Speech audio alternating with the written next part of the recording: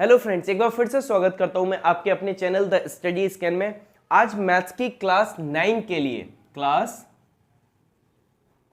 के लिए हम एक्सरसाइज 6.1 का क्वेश्चन नंबर 5 और क्वेश्चन नंबर 6 का सॉल्यूशन आपके सामने करने वाले हैं।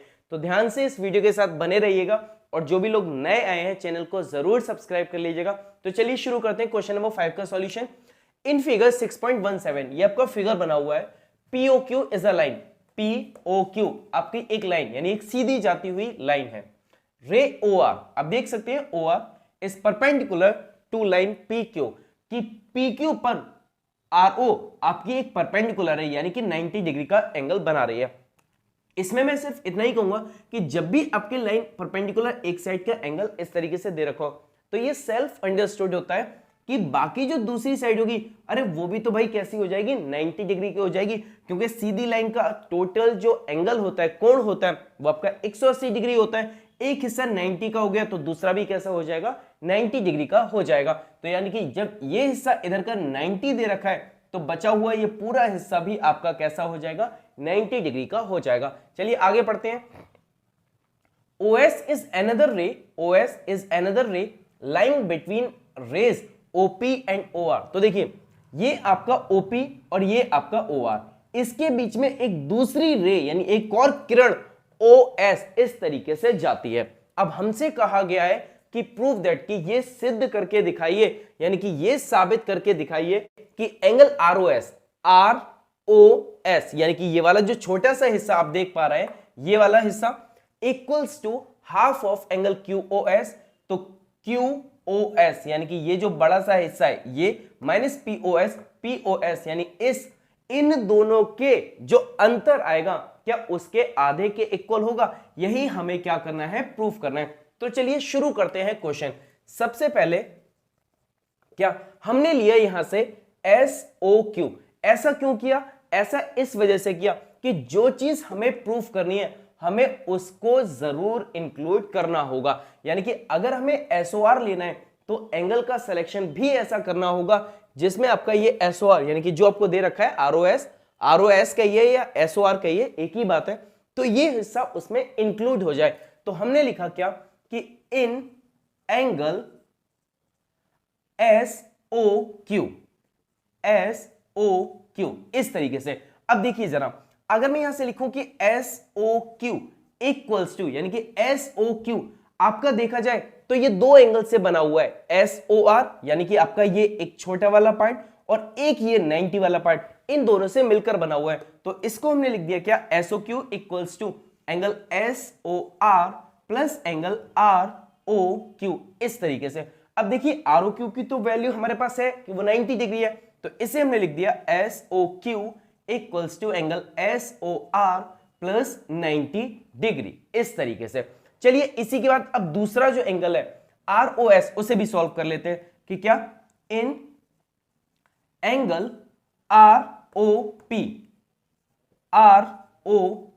उसे सॉल्व किया। तो देखिए ROP में भी आपका SOR आ रहा है, तो ये हुआ क्या कि एंगल ROP का जो फॉर्मेशन होगा यानी कि उसका जो बनना होगा वो आपका एक तो एंगल SOR रहेगा, SOR इस तरीके से, प्लस दूसरा आपका SOP रहेगा यानी कि SOP इस तरीके से।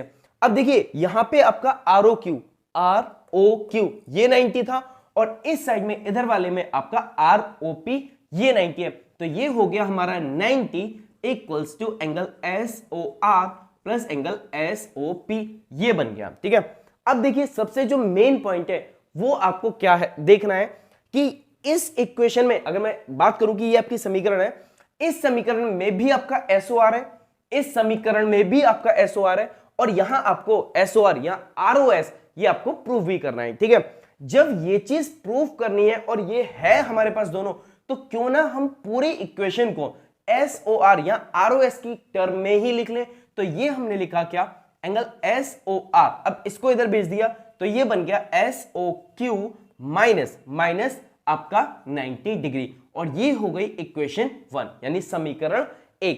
ऐसे ही यहां किया कि SOR की वैल्यू निकालेंगे तो इसको यानी कि इसको हमने इधर भेज दिया, तो एंगल SOR इक्वल्स टू हो गया 90 माइनस SOP और ये हो गई हमारी समीकरण नंबर 2। ठीक है, ये बन गया इस तरीके से। अब देखिए हमें क्या करना है, अब हमको ये करना है कि हमको दोनों समीकरण आपस में जोड़ देनी है। कि हमने क्या किया, ऐड इक्वेशन 1 एंड 2 कि दोनों इक्वेशन को जोड़ दिया। तो देखिए ये बना हमारा SOR प्लस एंगल SOR, यानी आपका लेफ्ट हैंड साइड दोनों जोड़ के यहां पे आ गए।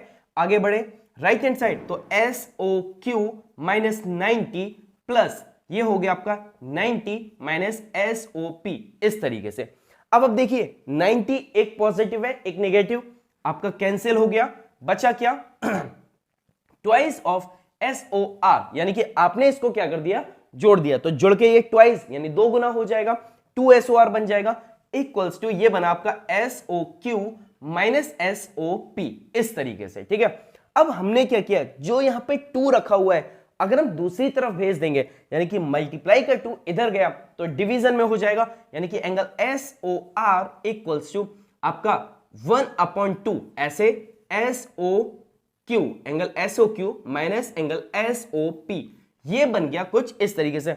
और अब आप चेक करिए अपनी फॉर्म, तो वहां पे भी आपको दे रखा है क्या कि यही SOR minus QS minus POS कि उनके सम के कैसा होता है, उनके डिफरेंस के इक्वल बन जाता है। तो ये चीज आपकी हो गई क्या, प्रूव्ड, ये आपका बन गया। अब एक पॉइंट जो मैं आपको बताना चाहूंगा, देखिए आपने SOR ऐसे बोला या ROS ऐसे बोला, एंगल तो आपका यही आया ना, इसी वजह से मैंने इसकी टर्म्स को पलट के लिखा, क्योंकि कंफ्यूजन इस चीज की रहती है कि SOR को ROS लिखेंगे तो क्या गलत हो जाएगा। वास्तव में ये चीज गलत नहीं होती, ये सही है। आपने जिस एंगल को आप ऐसे ABC बोल रहे हैं, वो वास्तव में CBAB तो बनेगा, वो CBAB तो रहेगा। तो आप एंगल को किसी भी साइड से पढ़िए, लेकिन मेन पॉइंट ये है कि जिस वर्टेक्स पे एंगल बन रहा है वो आपका सेंटर में रहना चाहिए, और सेंटर में है आपका O, तो सेंटर में यहां भी है O। फर्क इससे पड़ता है, यहां आपका सेंटर में O तो यहां भी आपका सेंटर में O, यहां O तो यहां भी O, यानी कि हमने जो किया है वो एकदम कैसा है, करेक्ट है। यानी आप इसे ऐसे लिख सकते हैं और वो आपका करेक्ट माना जाएगा। आइए बढ़ते हैं इसके बाद 6th क्वेश्चन पे। तो चलिए शुरू करते हैं 6th क्वेश्चन। अब हमारे सामने it is given that XYZ equals to 64 degree. इस क्वेश्चन में आपका डायग्राम यानी फिगर भी नहीं दे रखा है। तो सबसे पहले हमें दे रखा है कि XYZ आपका 64 है। तो चलिए एक एंगल बनाया हमने, ये हमारा हो गया X, ये हमारा Y, Z, यानी कि इन रेस से मिलके ये हमारा एंगल बन गया कितने का, 64 डिग्री का, इस तरीके से। And XY is produce two point P, यानी कि इस रेखा जो किरण है आपकी XY, इसको हमने आगे की तरफ बढ़ाया इतना कि ये P पॉइंट तक चली जाए, यानी इसे आगे तक ऐसे खींचा कि P पॉइंट तक चली जाए। इस क्वेश्चन का अगर डायग्राम बना लिया तो क्वेश्चन करना बहुत आसान हो जाएगा।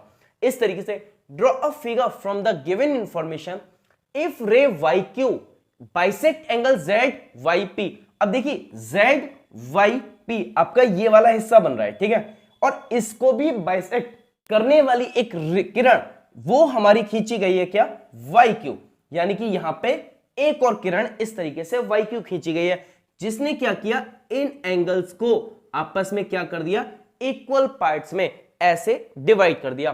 तो फाइंड XYQ, पहले हमें क्या करना है, XYQ, यानी ये पूरा एंगल निकालना है। दूसरा एंड रिफ्लेक्स ऑफ QYP और QYP, इसका रिफ्लेक्स निकालना है। तो चलिए शुरू करते हैं पहले। देखिए अगर मैं बात करूं कि यहां पे ये जो एंगल्स की बात की गई है, यानी कि आप पूरा पहले ऐसे लिख लीजिए क्या, सॉल्यूशन ये कि angle XYZ plus angle ZYP equals to 180 degree, क्योंकि XP यानी कि XP हमारी एक स्ट्रेट लाइन है, XP इज अ लाइन, इस वजह से। और अगर आपको लगता है कि XP को लाइन या नहीं कह सकते, तो एक और चीज है कि अगर लाइन होगी तो ये आपके कैसे बन जाएंगे, लीनियर पेयर बन जाएंगे, और जब लीनियर पेयर बन जाएंगे तो उनका सम कितना होता है, 180 डिग्री। अब देखिए XYZ की बात करते हैं, ये आपको पहले से 64 दे रखा है, यानी 64 plus angle ZYP equals to 180। 64 को इधर भेजा तो ZYP equals to 180 -64 angle ZYP equals to 10 में से 4 गया 6 बचा, 7 में से 6 गया 1 बचा 116। अब देखिए 116 आपका कौन सा निकल के आया, 116 आपका ये पूरा निकल के आया और हमको निकालना है ZYQ इतना हिस्सा। तो जब हम ZYQ निकालेंगे ZYQ तो ये हो जाएगा हमारा क्या कि एंगल ZYP अपॉन 2 यानी कि उसका आधा। क्यों?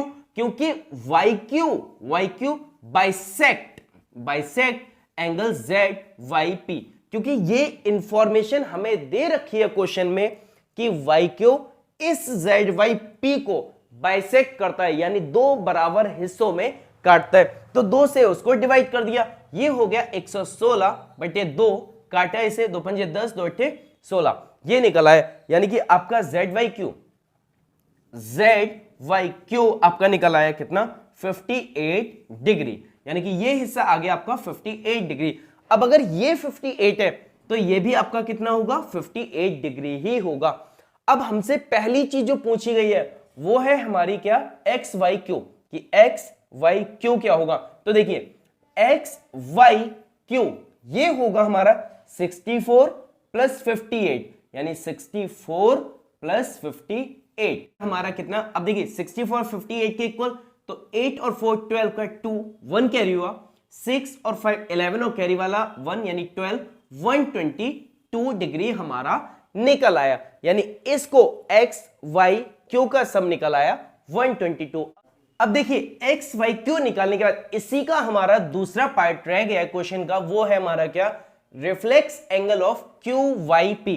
अगर मैं आपसे रिफ्लेक्स एंगल की बात करूं कि रिफ्लेक्स कैसे निकाल सकते हैं, जब भी कभी आपको रिफ्लेक्स एंगल निकालने को कहा जाए किसी का भी, तो आप ये समझ लीजिए कि हमारे सेंटर पे बना हुआ एंगल होता है 360 का, और जिस एंगल को वो बात करे यानी कि यहां पे आपसे बात कर रहा है किसके लिए QYP, आपको क्या करना है यहां से चल के जब ऐसे जाना है तो जिस एंगल को पूछा जाए आप उसी को 360 में से माइनस कर दीजिए। यानी कि अभी उसने हमसे कहा है क्या कि रिफ्लेक्स एंगल ऑफ QYP, और QYP हमें 58 का मिल चुका है, तो ये वैल्यू हमारी बन जाएगी कितनी कि 360 माइनस 58 यानी कि 302। तो ये जो इसका रिफ्लेक्स निकल के आया QYP का, यानी कि QYP का जो दूसरा रिफ्लेक्स एंगल बना वो हमारा 302 डिग्री का बनेगा। इस तरीके से ये थे हमारे दोनों आंसर इस क्वेश्चन के। आपको ये वीडियो कैसी लगी कमेंट्स करके जरूर बताइएगा, सॉल्यूशन कैसे लगे जरूर बताइएगा हमें कमेंट्स के द्वारा। आज की वीडियो में बस इतना ही, आगे लेके आते रहेंगे इसी टाइप से सॉल्यूशंस क्वेश्चंस के एक्सरसाइजेस के। चलिए चलते हैं, मिलेंगे अगली वीडियो में एक नए टॉपिक के साथ, तब तक के लिए बाय बाय।